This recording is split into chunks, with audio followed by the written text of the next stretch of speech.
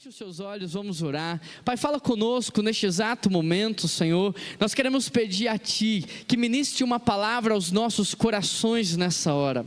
Nós estamos aqui sedentos, ó Pai. Nós estamos aqui, Deus, para ouvir aquilo que o Senhor tem a dizer. Quebranta o nosso coração, abre os nossos olhos espirituais e fala conosco uma palavra de vida, uma palavra de transformação. Pai, o Senhor conhece cada pessoa que está aqui pelo nome. O Senhor conhece a história de cada um, Deus. O Senhor sabe aquilo que cada um precisa.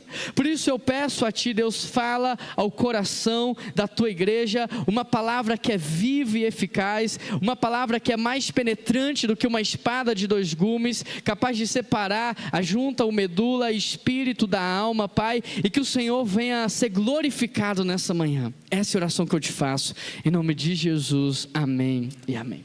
Queridos, depois de 3 meses, pela graça e a misericórdia de Deus, eu voltei. Estava com muita saudade dessa igreja, muita saudade de pregar a palavra do Senhor. Tanta saudade que hoje eu vou pregar 3 horas aqui. Vocês vão me aguentar 3 horas? Posso, João? Se o João aprovou, depois vocês conversam com o João. Ele que está mandando tudo aqui agora. Bom, depois de 3 meses o coração bate forte. Hoje é dia de batismo, um dia muito especial também. Estou muito feliz pela decisão que cada um de vocês tomou. Essa é a melhor decisão de todas. Depois de 3 meses eu quero compartilhar um pouco com vocês a respeito de um tema que eu julgo ser muito importante: o descanso. Há 7 anos atrás, quando eu assumi essa igreja em 2018 para um projeto de revitalização, Deus, Ele me retirou para um tempo. Eu saí para um tempo com Ele, onde eu não levei tela, não levei celular, não tinha acesso à tecnologia, não tinha acesso à informação. Eu fui com a minha Bíblia, um caderno de anotação, um violão. E durante 3 dias eu passei ali orando a Deus, dizendo: Deus, eu preciso de uma visão para a PIBBH. Eu preciso que o Senhor me dê uma direção para essa igreja. Eu não posso conduzir a PIBBH para aquilo que eu acredito, para aquilo que eu gosto. O Senhor precisa me dar uma direção. E naqueles 3 dias o Senhor me deu uma visão, um mapa de voo, uma direção. E eu fui anotando tudo, e você já sabe, eu já contei isso aqui várias vezes. E quando eu terminei aquela anotação, nós tínhamos um mapa de voo para os próximos 49 anos. 7 ciclos de 7 anos cada. Ou seja, 7 anos atrás, nós desenhamos que 2025 seria um ano de pausa. Porque nós encerraríamos um ciclo de 7 anos, então teríamos um momento de sabático, um momento em que a gente pudesse refletir, reavaliar, voltar para continuar aquilo que Deus tinha para os próximos 7 anos. E nesse tempo em que eu pude parar, Deus falou muita coisa ao meu coração. Nesses 7 anos de trabalho, eu já contei tudo para vocês aqui, muitos participaram. E quem não participou, quem não sabe, quem não estava no dia 7 de setembro, onde a gente recapitulou os últimos 7 anos, eu pedi para colocar no boletim aí um QR Code. No boletim aí tem um QR Code, onde tem um vídeo da retrospectiva, da revitalização da PIBBH. Aí nesse QR Code você vai ter acesso ao culto da virada de ciclo, onde você vai saber tudo que Deus fez de mais maravilhoso aqui na nossa igreja. Mas nós também escrevemos um livro. Samuel registrou nesse livro aqui a revitalização da PIBBH através de histórias que ficaram lindas e maravilhosas. E se você ainda não tem esse livro, você pode pegar na nossa livraria. Então, dos últimos 7 anos eu já falei muito. Hoje eu quero falar do tempo do sabático. Hoje eu quero falar de um tema importante para mim, que é o tema do descanso. E o título dessa mensagem é: por que você não descansa? Parar é fácil, eu descobri isso. Parar é fácil, difícil mesmo é descansar. Às vezes parar um dia na semana é até fácil, o difícil é você voltar descansado. Dormir uma noite inteira é até fácil, o difícil mesmo é aquela noite te reparar. Então por que você não descansa? Eu me lembro que ao longo desses últimos 7 anos, sempre que eu falava para alguém sobre esse período em que eu sairia e ficaria ausente 3 meses, muitos amigos pastores, eles me falavam assim: Samuel, você é louco, se eu fosse você, eu não sairia. Quando você voltar, o povo vai ter feito um bezerro de ouro. Eu falei: não, eu conheço a PIBBH. Se tem uma igreja que é crente, é aquela igreja. Se tem uma igreja que ama Jesus, é aquela igreja. E olha, eu voltei e Jesus continua sendo o centro dessa igreja. Muitos amigos pastores, numa tentativa de me proteger, expressando amor, eles falavam assim: não, se eu fosse você, eu não saía, porque a igreja vai perceber que você não é tão necessário assim. A igreja vai perceber que você não faz tanta falta, e pode ser que você seja substituído, e quando você voltar, você nem vai ter mais o seu espaço naquele lugar. E muitas pessoas tentaram me fazer desistir de parar, desistir de descansar, porque o descanso é algo benéfico, maravilhoso, poderoso, e o inimigo, sabendo disso, queridos, ele vai levantar pessoas, ele vai levantar situações, ele vai levantar muitas coisas para te impedir de desfrutar do descanso que Deus tem para você.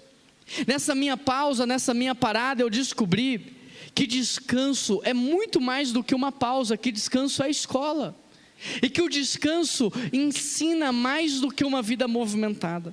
Parar não é só se recuperar, parar é você aprender. Enquanto o movimento te suga, enquanto o trabalho te faz ter que ensinar, o descanso te alimenta, ele te enche, ele te renova. E talvez seja por isso que o inimigo não queira que você pare.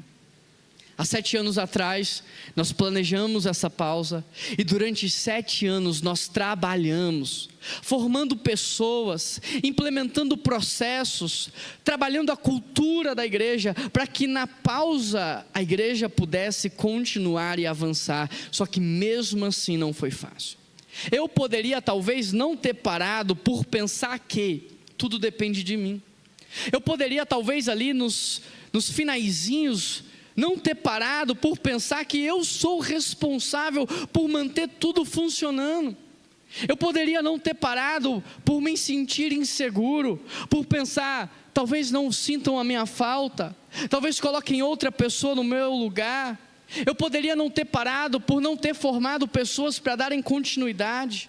Eu poderia não ter parado por tentar controlar todas as variáveis. Eu poderia não ter parado por tentar ser o salvador de todas as coisas. E talvez seja exatamente por motivos assim que você também não pare. Talvez seja por pensamentos como esse que você também não desfrute do descanso que Deus tem para você. Mas Deus me deu uma palavra, Deus me deu um texto, eu queria ler esse texto com vocês nessa manhã. Salmo 127, verso 1. Abra sua Bíblia no capítulo 127, no verso 1 de Salmos.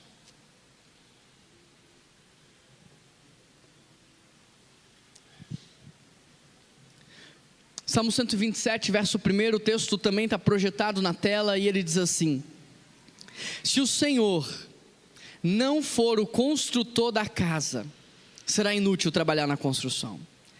Se não é o Senhor que vigia a cidade, será inútil a sentinela montar a guarda. Será inútil levantar cedo, dormir tarde, trabalhar arduamente por alimento. Se o Senhor concede sono àqueles que ama, os filhos são herança do Senhor, uma recompensa que Ele dá. Como flechas na mão dos guerreiros são os filhos nascidos da juventude. Como é feliz o homem que tem a sua aljava cheia deles. Não será humilhado quando enfrentar os seus inimigos na tribuna. Por que você não descansa? Esse texto responde essa pergunta. O que vem agora pode mudar o rumo da sua vida. Você não descansa talvez porque você pensa que tudo depende de você. É verdade ou não é? Agora olha o que o texto diz: se o Senhor não for o construtor da casa, será inútil todo o trabalho. Se não for o Senhor, é inútil acordar, sair de casa, trabalhar, se empenhar. Esse texto, queridos, ele é intitulado como Cântico de Salomão. E quem é Salomão? Salomão talvez seja o maior construtor do mundo antigo. Salomão foi responsável por construções magníficas em Israel. E o que é Israel? Israel é a família que Deus começou a formar primeiro de maneira biológica através de Adão, e depois de maneira espiritual através de Abraão, que em 1948 se tornou uma grande nação, e hoje talvez seja a nação mais tecnológica do mundo. Talvez seja a nação mais segura e a nação mais próspera de todo o mundo, Israel, que Deus começou a formar e que Salomão fez parte da construção. Agora, como que nós podemos entender esse título, o Cântico de Salomão? O Cântico de Salomão pode ser interpretado como de Salomão, como para Salomão ou no estilo de Salomão. De forma então que o Salmo 127 nada mais é do que um lembrete carinhoso para todo mundo que está vivendo uma vida de correria.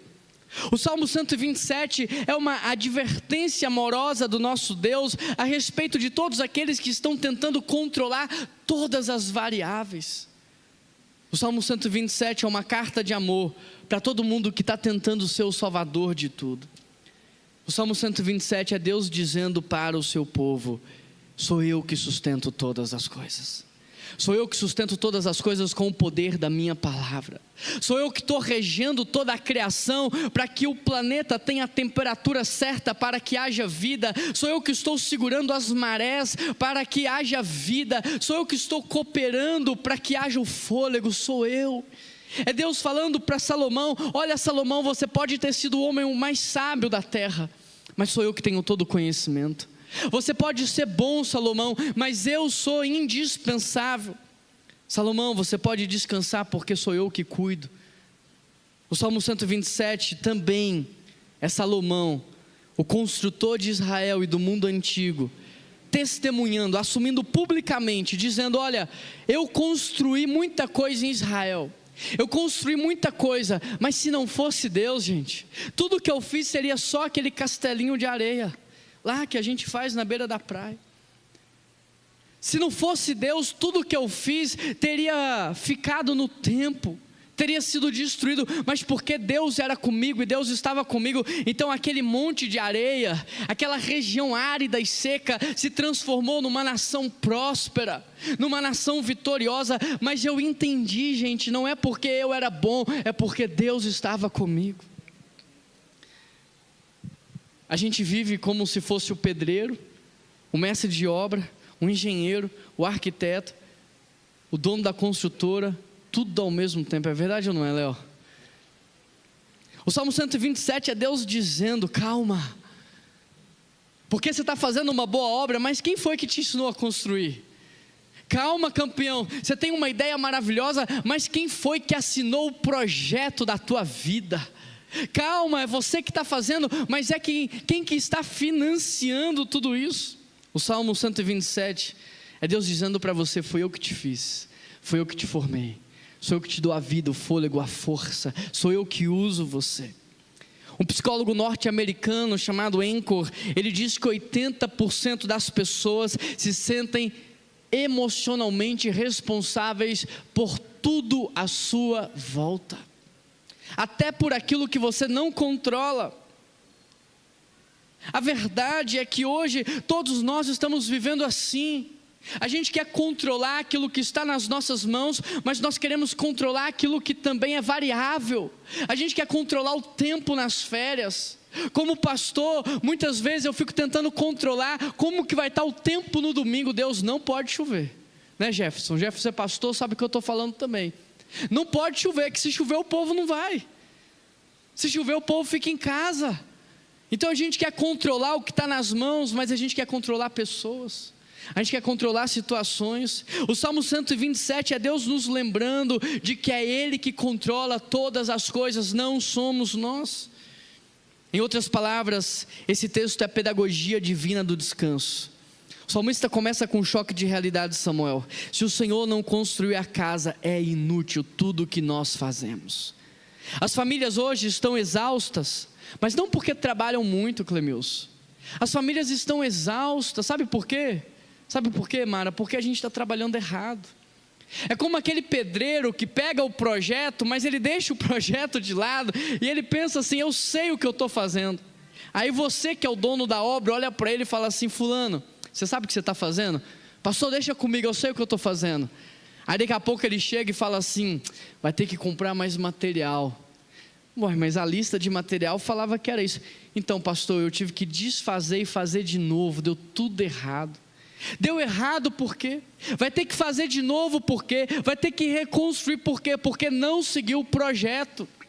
Tem muita gente cansada, não porque trabalha muito, mas porque trabalha errado. Deixa eu te dizer uma coisa, Deus tem um projeto para a sua vida. Deus tem um projeto para o teu casamento. Deus tem um projeto para o teu ministério. Deus tem um projeto para as tuas gerações. O que o salmista nos ensina aqui é que trabalhar sem Deus cansa. Mas quando a gente segue o projeto, a gente tem muito para celebrar. Queridos, Deus tem um projeto. E Ele tem compromisso com o projeto dEle. Ele vai financiar o projeto dEle. Ele vai cuidar do projeto dEle. Eu queria que você, neste momento, alinhasse a sua vida ao projeto que Deus tem para você. Você não tem controle de nada. Deus teve a ideia, Ele escreveu o projeto, Ele financia o projeto e Ele é fiel para completar a boa obra que Ele começou a fazer. Amém, igreja? Por que você não descansa? Existe uma verdade ainda mais profunda. Primeiro, porque você acha que tudo depende de você. Segundo, porque você pensa que é você que tem que manter tudo funcionando. Olha o que o salmista continua dizendo: se não é o Senhor que vigia a cidade, é inútil você montar a guarda, é inútil você levantar cedo, é inútil dormir até tarde, trabalhar duramente é inútil, porque é o Senhor que concede sono àqueles que Ele ama. O sentinela no mundo antigo, no Antigo Testamento, ele construía a sua torre no alto de um muro. E quando a gente lê na Bíblia muro, a gente imagina o muro da nossa casa, é verdade ou não é? Mas quando você vai a Israel, a gente vai ter o privilégio de levar uma caravana agora em março, e você visita Jericó. Ainda em Jericó há resquícios do muro de Jericó naquele lugar, e aqueles muros, eles tinham, para vocês entenderem, a espessura deste canto esquerdo até o canto direito da igreja. Eram muros que as pessoas construíam às vezes casas em cima desse muro. Então o sentinela, ele construiu uma torre em cima do muro, na parte mais alta, e ele ficava olhando ao longe. Na iminência de qualquer perigo, ele tinha que emitir um aviso para que o exército pudesse agir. Agora olha o que o texto diz: se não é o Senhor que vigia a cidade, é inútil construir um muro. Se não é o Senhor que vigia a cidade, é inútil ficar 24 horas vigiando ela. É inútil acordar cedo, trabalhar até tarde, é inútil. Em outras palavras, é Deus dizendo: olha, é inútil uma cidade ter um sistema de segurança se ela não tem um exército. É inútil a gente ficar prevendo o que vai acontecer no amanhã se a gente não tem ferramenta. Muitos economistas estão dizendo: o Brasil está imerso numa inflação. Você hoje vai comprar lá o peito de frango, ele está X. Amanhã você vai comprar, já é 2x. Você vai comprar um ovo, está um valor, amanhã já é outro valor. E os economistas estão dizendo: vai piorar, porque o ano que vem é crise política. E a gente olha para tudo isso, e qual que é o sentimento que vem no nosso coração? Desânimo, desespero, ansiedade, medo. Por quê? Porque embora nós estamos prevendo o futuro, não temos ferramenta para agir. É isso que Deus está tratando aqui. Se não é Ele, é inútil qualquer percepção política e econômica do futuro. Mas nós que temos Deus, é completamente diferente. As 10 pragas assolaram o Egito, mas Deus guardou o seu povo. Não tinha pão, não tinha comida. Na greve, naquele período em que o Egito passou fome, depois quando José vai governar, mas o povo de Deus foi guardado. Deus coloca a mão dele sobre o povo. É isso que Deus está dizendo. Mais do que vigiar, nós temos que convidar Deus para ser a nossa verdadeira segurança. Mais do que trabalhar, nós temos que convidar Deus para ser de fato o Senhor das nossas vidas. A gente acha que faz a segurança de alguma coisa. A gente acha que está protegendo alguma coisa, quando na verdade a gente só é um vigia desarmado. Um vigia que fica ali tomando um cafezinho no meio da noite, torcendo, Ednei, para não dormir.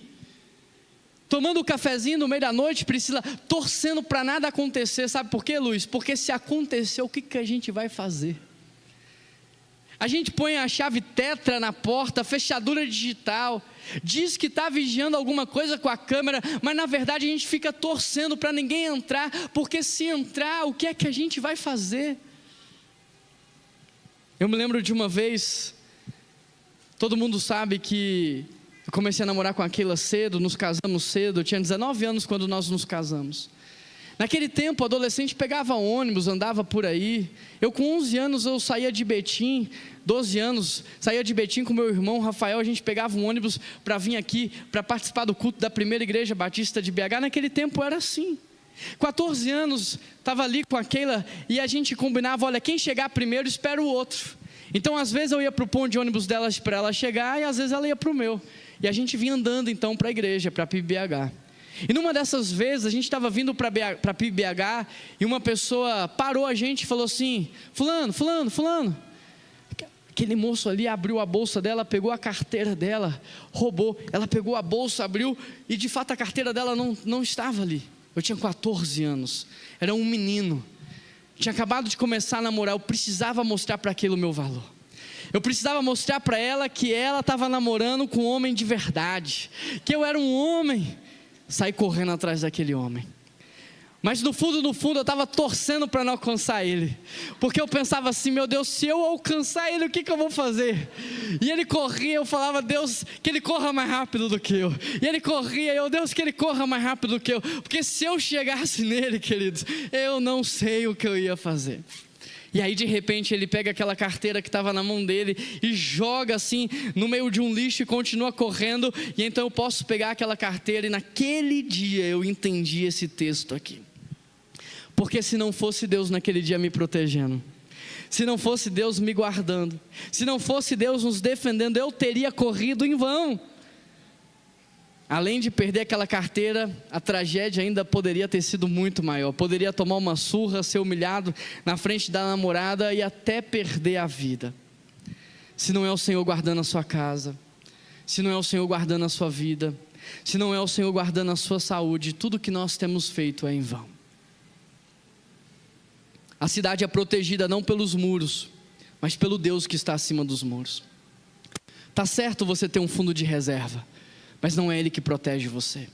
Lembra dos anos 90? Lembra do que aconteceu com o dinheiro que estava guardado? Não adianta você ter um dinheiro guardado. Não adianta você ter imóveis. Você pode até ter, mas a sua segurança é Deus. Não adianta a gente cuidar da saúde, você tem que cuidar, eu cuido da minha, você tem que cuidar da sua, mas quem preserva a nossa vida é Deus. É isso que o salmista está nos ensinando. A cidade protegida não é pelos muros, mas pelo Deus que está acima dos muros. Isso serve para a tua casa, para o teu casamento, para os teus filhos, para a tua empresa, para os teus negócios, para o teu dinheiro, porque Deus não está nesse texto condenando o trabalho do sentinela. Ele só está dizendo o seguinte: sentinela, me convida para trabalhar com você. Você precisa convidar Deus para o teu casamento, você precisa convidar Deus para cuidar dos teus filhos, você precisa convidar Deus para ser o Senhor da sua vida. Olha o que o texto diz, ou o que a Bíblia diz em outros textos. Salmo 121 verso 3, Ele não permitirá que você tropece. Ele está guardando os teus passos, Ele está guardando o seu caminhar. Glória a Deus, igreja. Keila, Ele não permitirá que você tropece. Esse é o nosso Deus, esse é o Deus de Israel. Ele é o seu protetor. Olha o que o texto diz no verso 4 do Salmo 121, Ele se mantém alerta, Ele não dorme. No verso 5, o Salmo 121 diz: o Senhor é o seu protetor, Ele está como sombra à sua direita, Ele está ao seu lado, de dia o sol não te ferirá, e nem à noite a lua. Provérbios 3:24, quando você se deitar, não terá medo, o seu sono será tranquilo, porque o Senhor será a sua segurança. Quantos precisam de um sono tranquilo aqui? Eu creio que o Senhor pode te dar um sono tranquilo nessa noite, porque a Bíblia diz que o Senhor concede sono àqueles que Ele ama, e aqueles que Ele ama pode ter uma noite boa, em segurança. Ou seja, quando Deus é o sentinela, queridos, não existe troca de turno. Quando Deus é o sentinela, você pode até falhar, mas Ele não falha. Quantas vezes a gente falha, né, Bruna? Te gasta um dinheiro que não podia gastar, A gente dorme sem trancar a casa. Deixa o carro na rua, esqueceu que ele estava aberto. Quantas vezes a gente falha? Mas quando Deus é o verdadeiro sentinela, Ele não falha, Ele não dorme. Você pode até não estar presente, mas Ele está lá. O texto termina dizendo, ou o versículo termina dizendo que Ele concede sono àqueles que ama. É como se Deus estivesse dizendo: olha, pode descansar, eu estou vigiando tudo, Clécia, pode descansar, eu estou cuidando de você, eu estou cuidando da sua saúde, descansa, eu estou cuidando de você. É como se Deus estivesse dizendo aqui: olha, relaxa, vai fazer o que você gosta um pouco, porque eu estou controlando, Alexandre, as variáveis. Pode fazer um pouquinho o que você gosta, porque aquilo que você não tem controle, Angélica, eu tenho controle, e eu estou cuidando disso. Eu quero te perguntar, o que está te preocupando hoje, que não te deixa dormir? O que está te deixando ansioso? Qual é o excesso de futuro que está na sua mente? É o teu cônjuge, são os teus filhos, é a tua carreira, é o teu sustento financeiro. É como se Deus dissesse para você assim: eu amo você mais do que você mesmo. Eu amo os teus filhos mais do que você mesmo. Antes de você nascer, eu já sonhava com você, Amanda.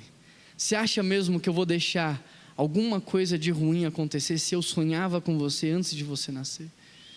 Admilson, eu assinei o projeto da tua vida. Arthur, eu tenho um compromisso com a obra que eu comecei a fazer no teu coração. Por que que você não descansa? Aqui tem um perigo. Primeiro, você acha que tudo depende de você. Segundo, você acha que tem que manter tudo funcionando. Mas em terceiro lugar, porque muitas vezes você se sente inseguro. Será que vão sentir a minha falta? Será que não vão me substituir? Mas olha o que a Bíblia diz: os filhos são herança do Senhor, uma recompensa que Ele dá. A síndrome da substituição, Pedrinho, é real. Muitas pessoas têm medo de serem substituídas. A maior insegurança de um trabalhador é ser trocado no período das suas férias. A síndrome da substituição é real. Tem gente que não descansa porque tem medo de ser dispensado. Mas olha o que o texto diz: os filhos são herança do Senhor. Interessante, Samuel, porque quando eu estava lendo esse texto, ele me pareceu um pouco deslocado. Falei, está falando de trabalho, falando de vigiar a cidade, exército, segurança, e aí vem o autor e insere filhos aqui do nada. Mas queridos, não é aleatório, é genial. É genial o que o autor fez aqui. Porque o texto agora vai nos tirar da lógica da produtividade para nos inserir na lógica da identidade. Porque Deus não está formando uma empresa, Deus está formando uma família. Deus não está contratando funcionários, Ele está formando filhos. Então o autor vai nos tirar desse contexto da cidade, dessa correria, dessa agitação da produtividade, e Ele vai nos inserir agora na lógica da família, na lógica da identidade. E é aqui que o texto vai explodir de sentido. Deus está dizendo o seguinte: você não se sustenta por aquilo que você faz, você se sustenta nele por aquilo que você é. Você não se mantém por aquilo que você produz, mas por aquilo que você gera. A cidade do mundo antigo, ela não era sustentada pelos tijolos ou pelos muros, mas pelos filhos que nasciam ali. Era a formação de pessoas que fazia com que uma cidade permanecesse de geração em geração. Em outras palavras, sabe o que te faz ser insubstituível no seu trabalho? Não é o que você faz. Tem gente que faz o que você faz e às vezes até melhor do que você faz, porque competência nunca foi algo exclusivo de alguém.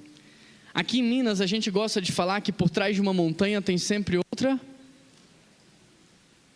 Por trás de uma montanha tem sempre outra montanha, às vezes maior e até mais bonita.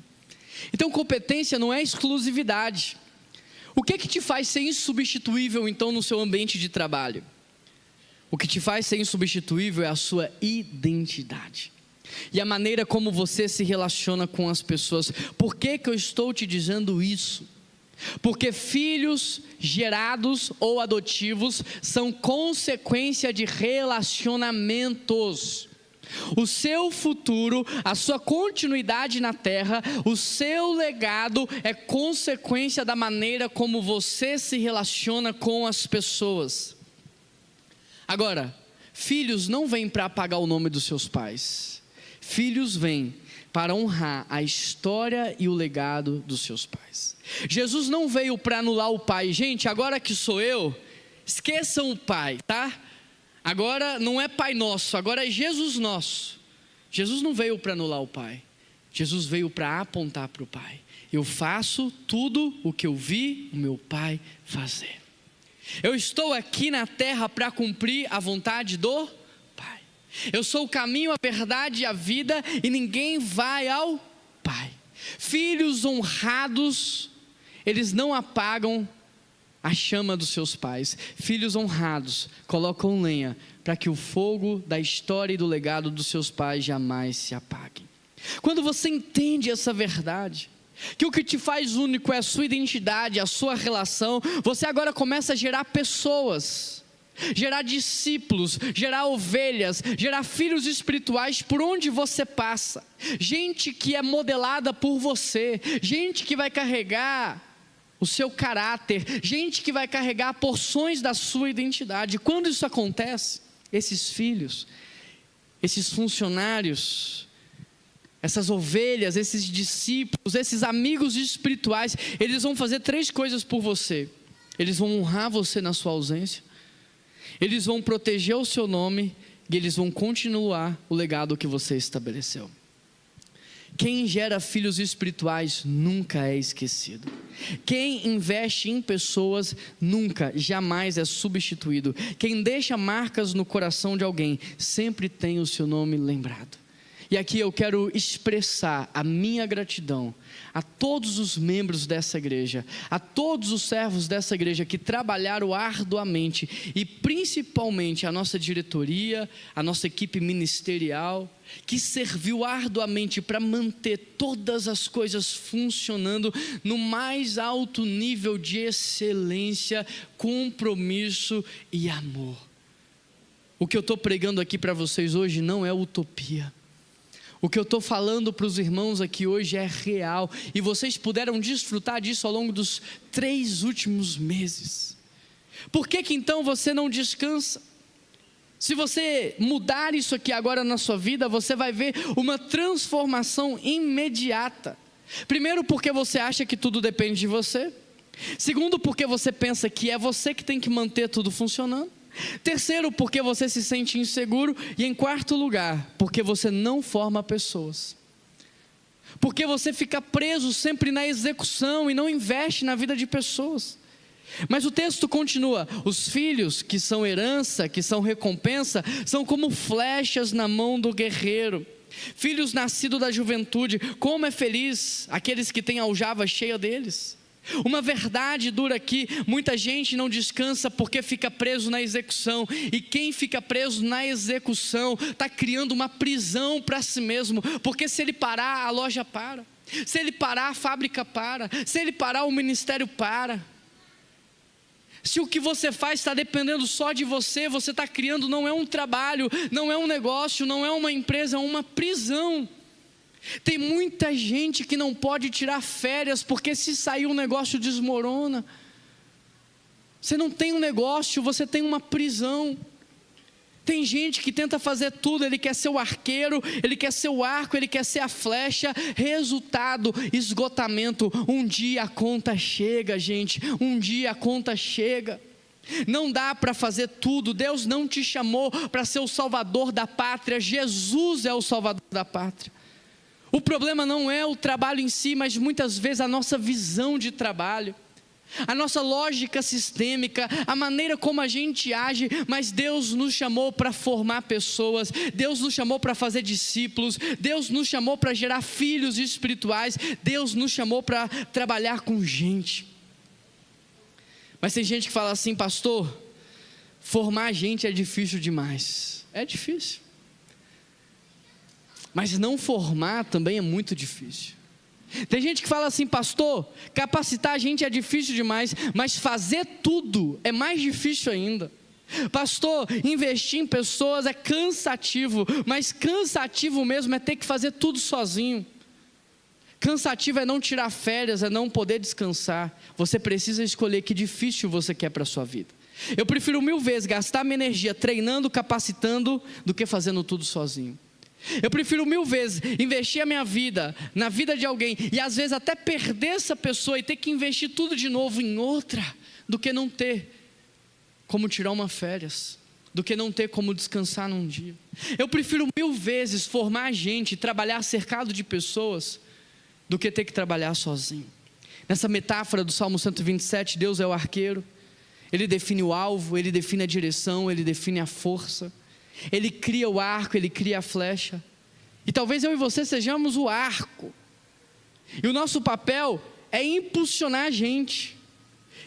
E as flechas são os nossos discípulos, os nossos funcionários, as nossas ovelhas, aqueles que trabalham conosco, os nossos filhos. Deus fez o arco, criou as flechas, estabeleceu a direção. Agora o nosso papel é lançar essas flechas.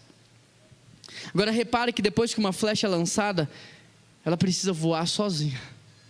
Não tem como o arco acompanhar a flecha. Depois que a flecha é lançada, tem que voar sozinho. Depois que o filho é lançado, tem que voar sozinho. Não tem como. Pai, mãe, o filho chega numa idade que ele precisa alçar o seu voo. Ele precisa chegar onde Deus quer. Não é onde você quer, é onde Deus quer para a vida dele. Salomão está dizendo aqui, gente, sem Deus o trabalho cansa. Sem filhos o seu trabalho um dia termina. Ele não alcança a eternidade, ele não chega na posteridade. Se você observar, Deus descansou depois do que em Gênesis? Pega a ordem genealógica ali da criação. Deus descansou depois do que? Depois que ele criou? Depois que ele criou quem? Sabe por quê? Primeiro, Deus não precisava descansar porque ele não cansa. Ele descansou para nos ensinar, mas até a ordem do descanso dele veio para nos ensinar, porque ele só descansou depois que ele formou Adão. Não tem descanso sem formação de pessoas. Não tem descanso sem multiplicação de gente. Não tem descanso sem envio. A marca do verdadeiro descanso é você saber, enquanto eu estou aqui descansando, tem gente lá. Enquanto eu estou aqui parado, Deus está usando gente lá. Você descansa quando forma gente para assumir, discipula gente para crescer, investe em gente para multiplicar e envia gente para voar. Quando você forma pessoas, você pode relaxar, porque tudo vai continuar, vai dar certo. Me diz uma coisa, quando a flecha acerta o alvo, a glória é de quem, igreja? É da flecha? Ela só acertou o alvo que ela foi enviada. A força não era dela, a direção não era dela. A glória é de quem, João? A glória é do arco? Não. A glória é do arqueiro, que fez o arco, que fez a flecha, que impulsionou, pôs força e deu direção. A glória, gente, não é do Samuel, do Daniel, da Sandra, que estiveram à frente aqui de tudo. Não é da Priscila, não é do César, do Pedro, da Daiane, do João, do Alexandre. A glória também não é minha, que formei todos eles. A glória é do arqueiro, e o nome do arqueiro é Jesus Cristo, o verdadeiro Senhor, o verdadeiro pastor dessa igreja, aquele que está cuidando de tudo quando eu não estou, quando o Samuel não está, quando o João, o Alexandre não está, quando o Daniel. Ele, a glória dele, é ele que sustenta, é ele que faz. A glória da tua família também não é sua por ter sido um bom pai, uma boa mãe, mas de Deus que estava lá o tempo todo, dia e noite, fazendo o que você pode, consertando o que você não pode e fazendo o que você também não tem condição. Eu aprendi que o descanso em Deus, ele primeiro redireciona as nossas prioridades. Estudos mostram que o cérebro humano só consegue descansar claramente quando ele está em estado de repouso. Harvard mostrou que após 72 horas de descanso profundo, pode passar para mim o próximo slide, por favor. Harvard mostrou que após 72 horas de descanso profundo, o cérebro, ele reorganiza as prioridades com 60% mais de clareza. Você já observou que quando você está cansado, você toma um monte de decisão errada? Tem gente que termina o namoro, sai de casa, deixa o trabalho, abandona o emprego. Gente, não era para fazer isso tudo não, você só estava precisando descansar. Sai da igreja, era só descansar. Quando você está cansado, você come mais. come de maneira desenfreada, come errado. Quando você está cansado, você faz coisa que não devia fazer, fala coisas que não devia falar. Harvard nos mostrou que 72 horas de descanso profundo reorganiza a sua mente e traz mais clareza para as suas decisões. Pesquisadores da Universidade do Texas descobriram que as melhores decisões que o homem toma são em momentos de descanso.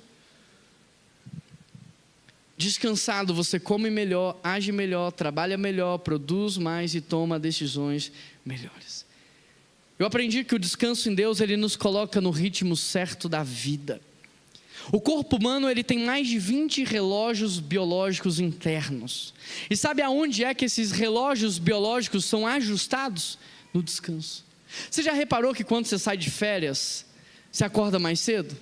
Tem gente que fica até bravo, fala assim: hoje que eu podia acordar tarde, eu acordei 6 horas da manhã. É ou não é? Mas sabe por que isso acontece? Porque no descanso o seu relógio biológico é ajustado. É no descanso que isso acontece. Interessante porque as férias, quando você está descansado, ela te coloca no ritmo certo da vida. Repare que nas férias você acorda cedo, faz um devocional sem pressa, senta na mesa para tomar um café da manhã com a sua família, tem conversas profundas, faz uma atividade física, se diverte. As férias deveriam ser um ensaio da vida. Tem gente que nas férias quer dormir tarde, acordar tarde, comer tudo errado e ficar o dia inteiro na frente da televisão. Está tudo errado. As férias é um ensaio da vida que você deve viver após ela. Então, quando você chega nas férias, você chega todo desajustado. Mas agora nas férias você tem tempo livre para organizar a vida, organizar as prioridades e voltar das férias disciplinado, para manter aquela rotina saudável. Eu aprendi que o descanso em Deus também promove leveza. Aconteceu uma experiência nos Estados Unidos envolvendo um CEO, que ele ficava 24 horas do dia conectado ao seu e-mail.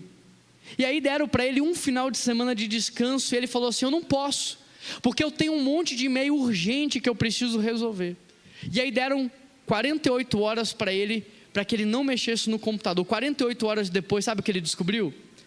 Que 90% dos e-mails urgentes se resolveram sozinhos. 90% dos problemas urgentes se resolveram sozinhos. Escuta isso, tem briga que só existe porque a gente põe energia nela. Tem conflito que só está vivo, só furou um pneu, gente. Tem gente que só está vivo porque,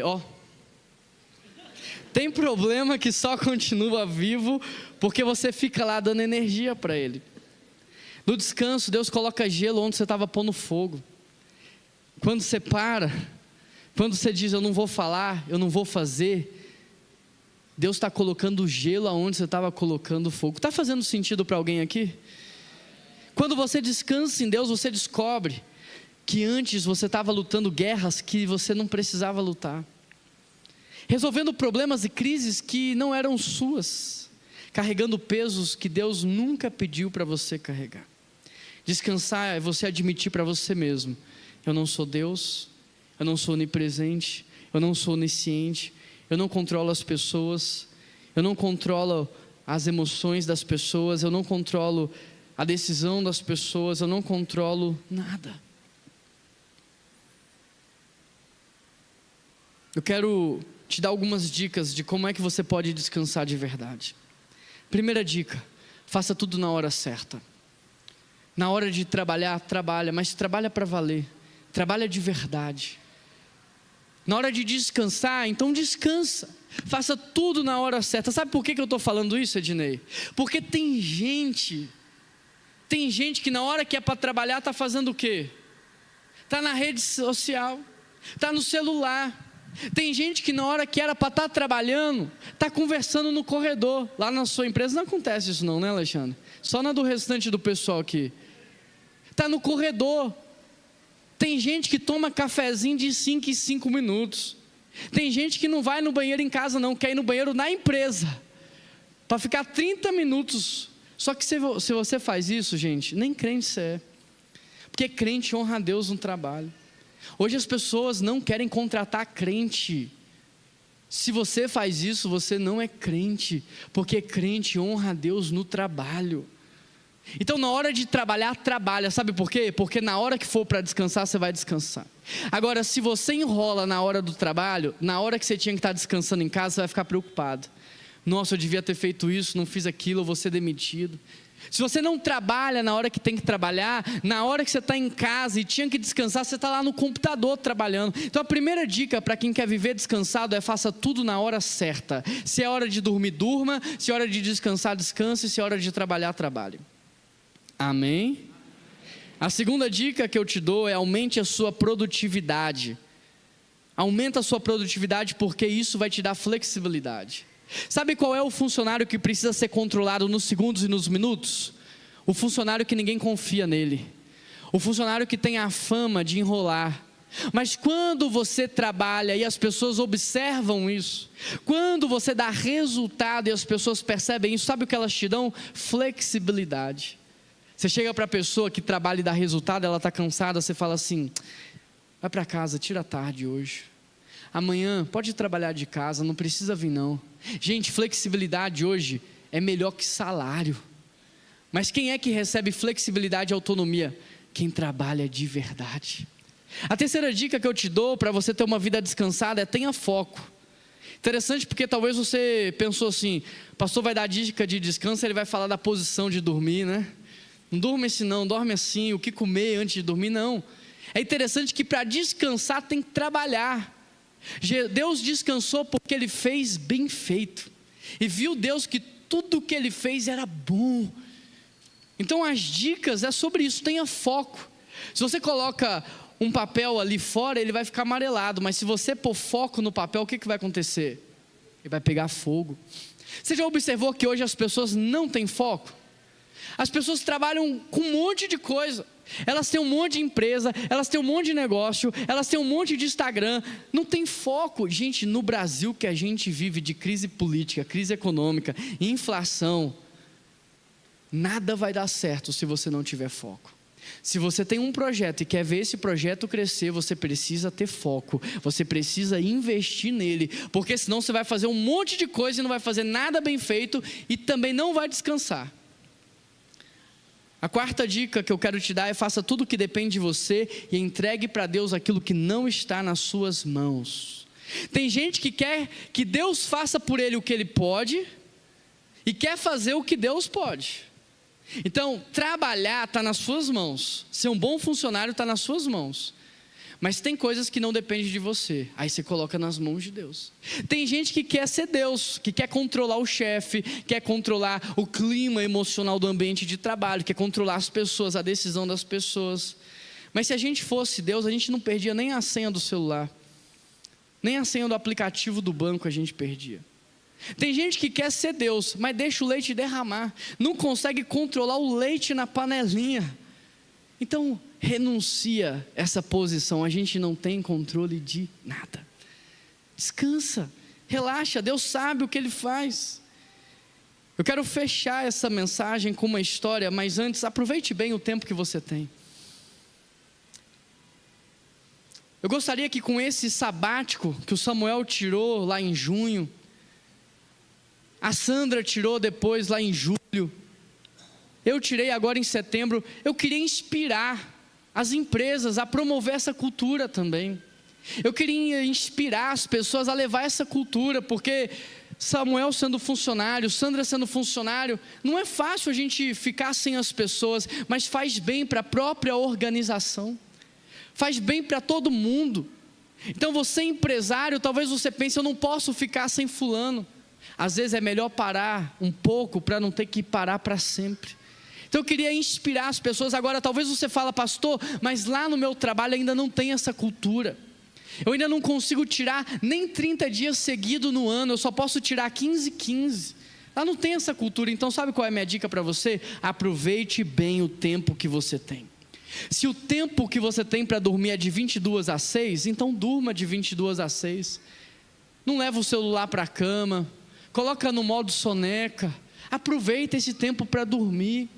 Se o tempo que você tem com a sua família no final do dia é 1 hora, então, gente, todo mundo sem celular, senta na mesa, vai ter uma boa refeição, uma boa conversa. Se o tempo que você tem é 1 folga na semana, não usa essa folga para dormir o dia inteiro não, dorme bem à noite. Exato. Durante o dia vai passear, vai andar numa lagoa, na Lagoa da Pampulha, vai colocar o seu pé numa grama, vai tomar um pouquinho de sol, higienize a sua mente, nada de tela, nada de celular, boas conversas, boa música, um pouco de silêncio, uma boa refeição, amigos. Eu quero fechar então com uma historinha, a história do galo. Conta a história que o galo pensava que ele precisava acordar todo dia e cantar para o dia nascer. Que se ele não cantasse, o dia não ia nascer. Agora, pensa que injusto isso, é muita pressão para o animalzinho. Se ele não cantar, o sol não nasce. Se o sol não nascer, ninguém vive. Sem sol não tem vida. A biologia não vai para frente. Imagina, muita pressão no animalzinho. O galo sentiu esse peso. E aí quando você tem horário para acordar, você já teve que colocar lá para acordar 4 horas da manhã? A gente nem dorme, né? Fica acordando de 30 em 30 minutos, com medo de perder a hora. O galo, coitado, nem conseguia mais dormir, ficava preocupado, acordando de meia em meia hora. Passou um tempo, aquele galinho estava esgotado, igual esse galo que está aí hoje em dia jogando bola. O galo ficou esgotado, não conseguia mais. Aí teve que pesquisar e encontrou um psiquiatra para ajudar ele. Aí começou a tomar remédio para dormir. Só que o remédio, a dose ainda era pequena, esse galinho não conseguia dormir direito. Aí um dia ele pegou lá vários comprimidos e tomou. Sabe o que aconteceu? Ele perdeu a hora. Ele apagou, ficou dopado. Quando ele acordou, o dia tinha nascido, o sol estava raiando. Aí ele acordou, sabe qual foi a primeira coisa que ele falou? Quer dizer que eu não preciso cantar para o sol nascer? Quer dizer que se eu não cantar, o sol nasce e as pessoas vivem? Esse galo agora começou a dormir melhor, acordar melhor, e dizem até que ele passou a cantar melhor. Sabe o que eu descobri? Que o descanso em Deus traz leveza para a gente. O descanso em Deus traz leveza. Eu queria orar pela sua vida, por você que está cansado. Jesus diz assim: vinde a mim todos vós que estáis cansados e sobrecarregados, porque eu vos aliviarei. Há uma palavra de Jesus para você que está cansado. Há uma promessa de alívio, de renovo, de refrigério. Eu não sei como você está encerrando 2025, mas eu sei que ele ainda não acabou. E a gente pode terminar esse ano da melhor maneira de todas, celebrando a Deus. Então, se você está cansado, saia do seu lugar, vem aqui na frente, eu quero orar por você.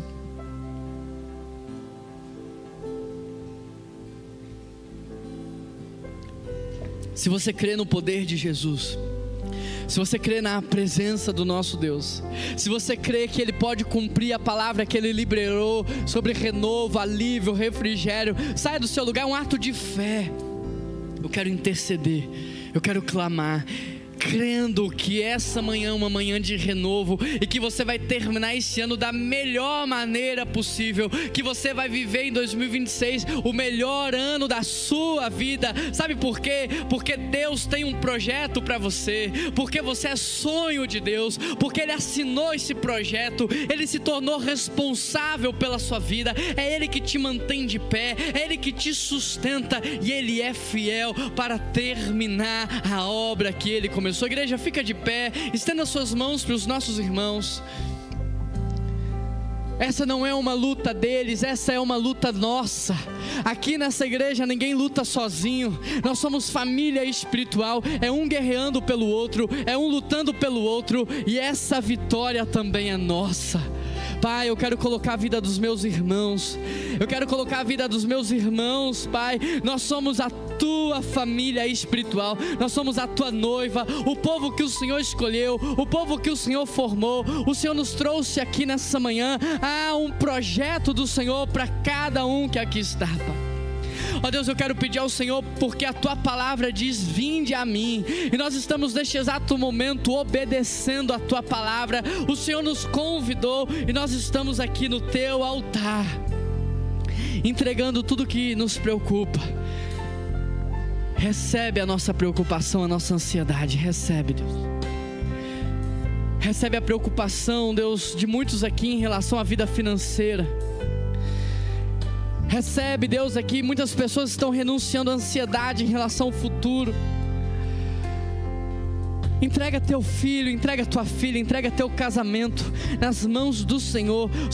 O Salmo 37 verso 5 diz: entrega o teu caminho ao Senhor, confia nele e ele agirá, e o mais ele fará. Pai, muito obrigado, porque o Senhor é maravilhoso, o Senhor é grandioso, o Senhor é o médico dos médicos, é o Senhor dos senhores, o dono do ouro e da prata. O Senhor é o Rei dos reis, o Senhor tem todo o poder, toda a autoridade, todo o controle está nas suas mãos. Não há nada que o Senhor, não há nada, Pai, que o Senhor perdeu o controle, não há nada. Dia e noite, 24 horas por dia, o Senhor está atento, cuidando dos seus, dando vida, fôlego, saúde, sustentando a casa, a família. Pai, muito obrigado, porque a gente está aqui preocupado, mas quando a gente abre os nossos olhos espirituais, a gente não vê mais problema, a gente não vê mais crise, a gente só enxerga um Pai cuidando dos seus filhos. É muito amor, Pai, é muito amor, o teu amor nos constrange. Eu peço ao Senhor que ministre a tua paz, que excede todo entendimento, e alegria como fruto do Espírito Santo ao coração de cada pessoa que aqui está. Enxuga as lágrimas desse ano, Pai. Muitos aqui estão ainda na sexta-feira da morte de Cristo, ou no sábado da espera, mas hoje é domingo, o domingo da ressurreição, o domingo de novos projetos, o domingo de uma nova estação, o domingo de um novo tempo. Hoje é domingo, o primeiro dia de uma nova semana, o primeiro dia de um novo mês, o primeiro dia, Senhor, de um novo tempo que esse povo vai viver e vai desfrutar, porque agora descansado, eles vão experimentar uma vida de leveza, serão mais produtivos, ó Pai, e verão o poder do Senhor nos detalhes da vida. Por isso recebe a nossa gratidão. Louvado seja o Senhor, grande, grande, grande é o Senhor, santo é o Deus de Israel, maravilhoso é o nosso Deus, Emanuel, Jesus Cristo, aquele que veio, pagou o preço, morreu, no terceiro dia ressuscitou e em breve voltará. Louvado seja o nosso Senhor Jesus Cristo, por tudo que Ele fez, por tudo que Ele está fazendo e por tudo que Ele fará. Em nome de Jesus que nós oramos, e toda a igreja diz...